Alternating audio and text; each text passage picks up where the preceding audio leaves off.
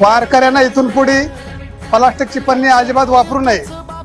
हीच आपली वापरायची, दुसरी वापरायची बी नाही. हीच कधी कामाला येणार आहे.